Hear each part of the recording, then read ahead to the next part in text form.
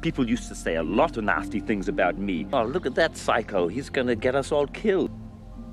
Welcome back to Movie Recaps. Today I will show you a 2019 comedy drama film, titled Jojo Rabbit. Spoilers ahead. Watch out and take care.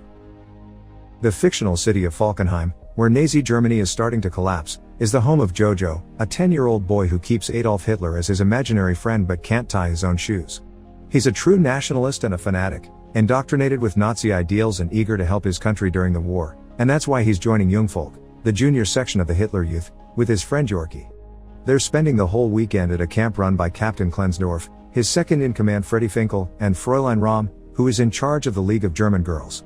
They're giving kid-sized uniforms and a special dagger before they're taken to experience a variety of activities like grenade throwing, trench digging, map reading, and gas defense, among others. Or at least, the boys are. The girls are taught to dress wounds, make beds, and how to get pregnant. Jojo does well in activities like describing Jewish people and burning books, but when it comes to hand-to-hand combat, he gets scared and sneaks away, gaining the attention of the older boys. When the time comes for the boy to learn how to kill, these teenagers see how hesitant Jojo is and put a rabbit in his arms, asking him to demonstrate. Jojo swears he isn't scared, but he still can't bring himself to do it, so he tries to let the rabbit go. However, the teen boy grabs it before it can run away and kills it himself, proceeding then to make fun of Jojo for his failure. Since he's scared like a little rabbit, they start calling him Jojo Rabbit, which upsets him and causes him to run to the woods. While he sits on a tree root crying, imaginary Hitler shows up and tells him rabbits are actually pretty brave. They go out in the wild every day to get their carrots and they gotta be sneaky not to get caught. Encouraged to be a mighty rabbit, Jojo runs back to camp, where Klensdorf is teaching the kids to throw grenades under his supervision. Jojo passes by him, steals the grenade he has in his hand, and continues to run into the woods, where he throws the grenade so badly that it bounces off a tree and lands on his feet, exploding on his face. Jojo falls unconscious, but he has some blurry memories of people getting him to the hospital and his mother Rosie Betzler visiting him. He wakes up some days later in his room, and the first thing he notices when he gets out of bed is the limp on his leg, the second being the scars on his face he finds when looking at the mirror. His mother comes to check on him, then to hug him and remind him that he's got her even if his father is gone and his sister Inga died. After making him put on his uniform again, Rosie takes Jojo back to the Jungvolk headquarters, where they find Klensdorf awkwardly feeding Finkel.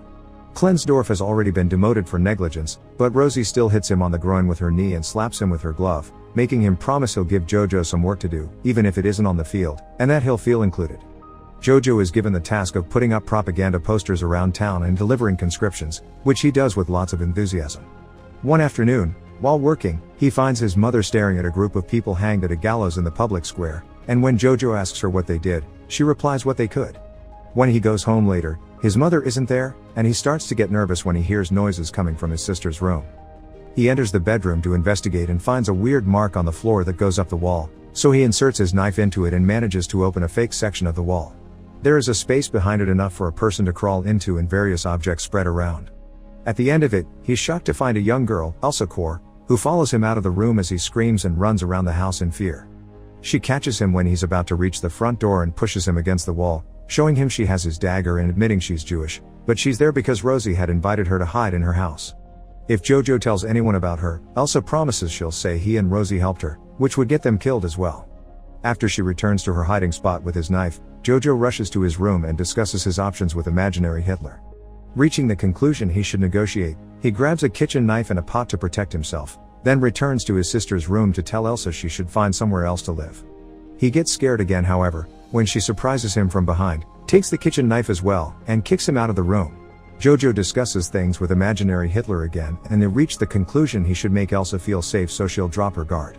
When Rosie comes back in the evening, Jojo tells her he's heard noises upstairs, but she tells him it must have been rats. After Rosie puts Jojo to bed, she goes to see Elsa to tell her to be more careful, because if something were to happen, she can't choose her over her own son.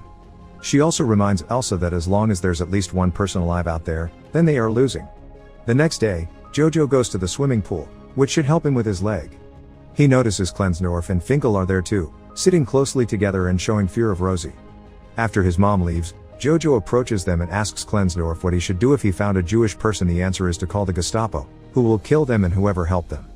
Jojo also wonders how one can even identify a Jewish person, to which Klensdorf says he doesn't know either and someone should write a book about it. Once he gets home, Jojo tries to talk to Elsa again. After pointing out they're at a stalemate because neither of them can tell on the other if they don't want trouble, He tells her he'll allow her to stay in exchange for information about the Jewish people, so he can write an exposé book. Elsa accepts and explains they're people just like him, but since he won't believe her, she says they're money-loving demons that are allergic to food. Jojo quickly catches on her plan to get him to bring her food, and when he starts explaining the Aryan race is superior and the Jewish people are weak, Elsa grabs him, covers his mouth, and shakes him as she explains to him there's nothing weak about Jewish people before she goes back to her hiding spot. When Rosie comes back in the evening, she burns something in the fireplace before pouring some wine and playing music. She's very happy because the Allies have taken Italy and France will be next. Jojo begins arguing with her for being against her country, so Rosie cuts the conversation short and tells him to eat. She isn't eating though, claiming she isn't hungry, and Jojo quickly suspects she's saving the food for Elsa, so he decides to have the leftovers for himself. He thinks that if his father were here he would understand, and since he wants to see him so badly, Rosie puts on her husband's jacket and paints a beard on her face with ash to scold Jojo for talking like that to his mother. Using her husband's voice, she also asks him to take care of her because she's doing the best she can, then she turns up the music and makes Jojo dance with her.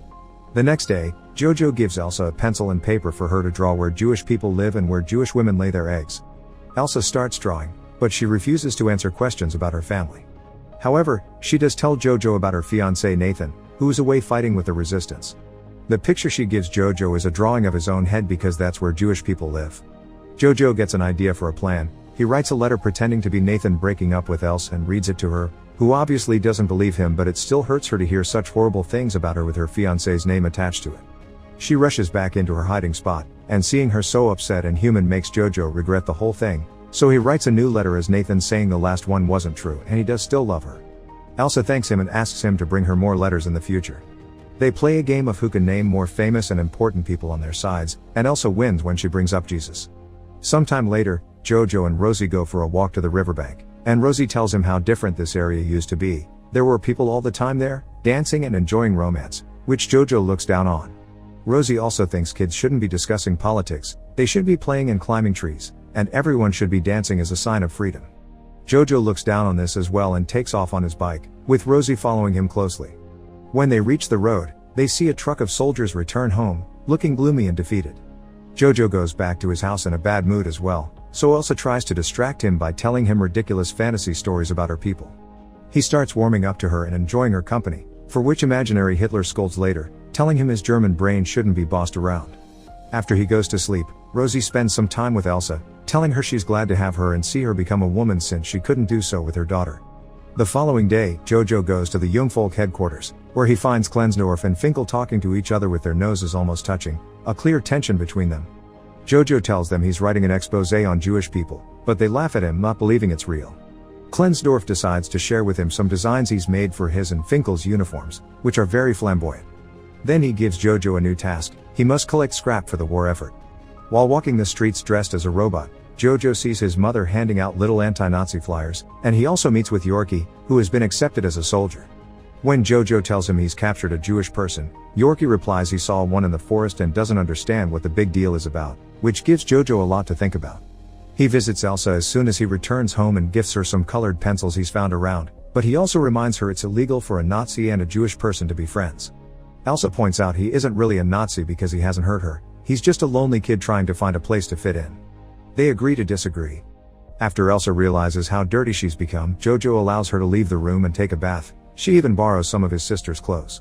They're about to have dinner together when someone knocks on the door, and after she runs back to her hiding spot, Jojo opens the door to find a group of Gestapo officers led by Hermann Diertz, and right after them, Klensdorf and Finkel arrives as well, saying they had to bring some pamphlet to Jojo, which sounds like his excuse.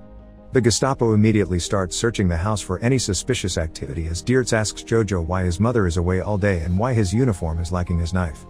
Elsa shows up then, wearing Inga's clothes and pretending to be her. She tells them she was the one to grab the knife because her brother had been bothering her, so the Gestapo goes to search her room next. Diertz is still suspicious of her, so he asks for her papers. Elsa grabs Inga's ID from her drawers and hands it to Klensdorf, who asks her for her birthday. Elsa guesses correctly and Klensdorf lets her go, but Diertz cuts in when he sees Jojo's exposé book. The Gestapo starts going through it, laughing at all the demonic drawings of Jewish people, and while Klensdorf doesn't look too amused, Elsa feels rather upset and betrayed when they reach a section where Jojo has described all the ways Nathan should die. Happy not to have found anything wrong, the Gestapo leaves, and Klensdorf leaves as well after giving Elsa back the ID and Jojo his knife. Elsa discovers the date on the papers is different from what she said, which means Klensdorf has been helping them all along. Jojo points out nobody really knows Inga is dead, so Elsa could pretend to be her and live with them normally, but she still feels hurt by the book content, so she tells Jojo they can't be friends. Imaginary Hitler yells at Jojo for trying to befriend Elsa and thinking she's a good person and tells him to get his priorities straight. While he's out getting some food, Jojo finds Rosie hanged at a gallows in the public square. Devastated, he clings to her legs and cries his heart out, even trying to tie up her shoe to no avail. After staring at the body for hours, he goes home with his knife in hand, blaming Elsa for Rosie's death and ready to stab her for it. She stops his hand just in time and he only manages to scratch her. As he starts crying again, Elsa takes pity on him and comforts him. She explains she's always known Rosie as part of the resistance, although she doesn't know the details, and Jojo's father is fighting for the resistance as well, but Rosie told him the opposite not to upset him. She also confesses her parents were taken to a concentration camp, so the two of them only have each other. Jojo starts going to the streets to scavenge food from waste bins and notices how destroyed the city is becoming every day. He and Elsa begin a routine together, sharing meals and enjoying the fake letters from Nathan that Jojo writes. One afternoon, the city enters a chaotic state when the Allies initiate an offensive, taking advantage of Hitler having killed himself. Jojo comes across Yorkie, who is carrying some weaponry around because the army is so desperate for soldiers that they're sending the kids out. Jojo tells him the Jewish person he caught is kind of his girlfriend now and he's worried because it's illegal, but Yorkie points out he's met the Russians and the Japanese and they are worse than Jewish people. Rom finds them next and after sending Yorkie out with a gun, she gives Jojo a uniform jacket so he won't be shot by their own side by accident. A bomb explodes in the area then, and Jojo is left dizzy while he watches everyone fight, including kids and the elderly, and even Klensdorf and Finkel wearing their flamboyant designs. Jojo is too scared to fight, so he hides in an abandoned building until it's over. He comes out after things calm down and sees the Americans take off the Nazi flags to replace them with their own, celebrating their victory. Soviet soldiers are seizing every Nazi they see, including Diertz and the rest of the Gestapo, and seeing the jacket Jojo is wearing, they take him as well. He finds Klensdorf among the other prisoners, who tells him he's a good boy and that he should take care of his sister before taking off his jacket and spitting at him, calling him a Jew so that the soldiers let him go. Jojo can only watch as Klensdorf is taken away to be executed by a firing squad. On his way home, Jojo finds Yorkie, who says he'll go to see his mother for a cuddle. When he points out Jojo's girlfriend can be free now, Jojo gets crestfallen at the idea of Elsa leaving and rushes back to the house. He decides to lie to Elsa and tell her Germany won the war so she can't leave, but after going through his book and seeing drawings of his mother and a rabbit in a cage, he pretends to write another letter from Nathan and reads it to her, saying he has a plan to sneak her out of the city. Then, Elsa finally confesses that Nathan died last year of tuberculosis, but she's found the letters comforting. Jojo admits that he loves her romantically, but he knows she only loves him like a brother, which she agrees with, so he wants to help her escape anyway. Imaginary Hitler is disappointed in him for this and tries to convince him to change his mind, but Jojo finally stands up to him and kicks him out of the house through the window. Elsa is hesitant to go out, but Jojo encourages her until she manages to cross the door. At that moment, a car with the American flag drives by, so Elsa slaps Jojo for having lied to her.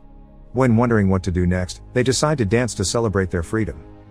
Make sure to subscribe and turn on notifications so you can watch more videos like this. Thanks for watching.